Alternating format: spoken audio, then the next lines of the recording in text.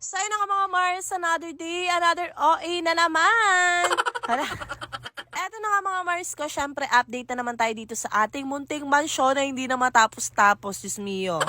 Paano ba naman yung feeling na akala mo nga konti na lang talaga? Ay, Diyos mio, hindi pala. Habang patagal lang patagal, parami ng parami yung gagawin, tapos patagal lang patagal, ayun, paubos na lang, paubos talaga yung ating halang OA. Pero yun nga mga Mars ko, bali ayan, napormahan na nga pala itong aming magiging lababo, di ba? Finally ayan, kahit papano, ganito na nga yung ating lababo, pael na siya. Hindi na siya isang diretso lamang. So kahit papano nga yung ating lutuan ay medyo nakahiwalay na nga dito sa ating lababo mismo. Doon sa basta pinaguhugasan, ano ba yan, di masabi? So, maliit lang naman yung pinagawa namin mga Mars ko. Ang mahalaga lang talaga is napa-L siya. Kumbaga, ayan, nagawa nga yung nasa isip ko. So, medyo marami pa rin gaganapin dyan dahil ayan, bumili nga tayo ng ating stainless na sink. Tapos, ayun, syempre, ipapatiles nga namin yon para nga maganda naman itong lababo at para naman sipagin tayo magluto pati na rin maghugas. Hala, yung bang dahilan?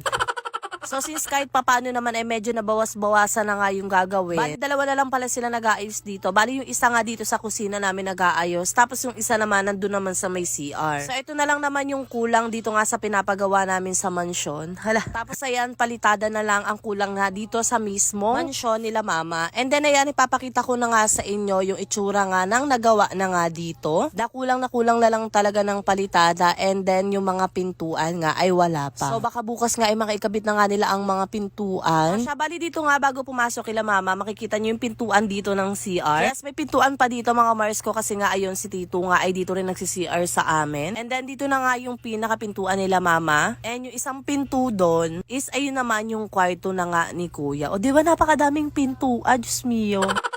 So, ayan na pala yung CR namin and meron akong pinagkopyahan yan kaya ganyan yung itsura niya. So, syempre ngayon hindi pa natin makikita yung pinaka talagang alam nyo na yung kinakaisip-isipan ng babaeng to. So, ayan, pasok nga muna tayo dito. Pagpasok mo nga dito, meron ka makikita na pinto dito sa right side. Mamaya ako na ipapakita kung ano yan. And then dito nga, eto na yung kwarto ni Kuya. So, marami pang kalat dyan, hindi pa naliligpit. And then, eto na nga yung pinto dito sa right side pagpasok mo kay la mama. So, ito palang pintuan na to is yung pinto naman papunta nga dito sa bahay namin. Napakadaming pinto, di ba?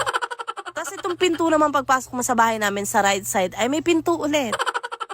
So, ang pinto naman na yon is daanan naman namin papunta sa may CR. So, hindi ko pa siya ma-explain ng maayos kasi ayan, ang gulo-gulo niya pa nga talaga. Pero, kung makikita nyo nga, napakadami talagang pinto. Basta yung mga pinto naman na yan mga Mars ko ay merong mga dahilan kung bakit ganyan. So, diniskartehan na lang din namin para kahit papano rin ay malaki-laki pa nga rin dito sa aming kusina. And then, ayan na pala yung kusina na pina-extend namin papunta nga dito sa aming bahay kung nasaan ang aming munting tindahan. So, ayan, super kalat pa nga kasi hindi pa rin kami nakakapagligpit at ayan nga yung aming sala kusina noon. O diba? Kahit pa paano naman ayan, mawawala na yung lababo namin sa ilalim ng hagdanan. So, ayan muna yung update natin kasi hindi ko pa talaga siya ma-explain ng maayos. Abangan nyo na lang sa susunod. Kung ano nga ba ang susunod na update dito sa aming mansyon na napakaraming pinto. Hi!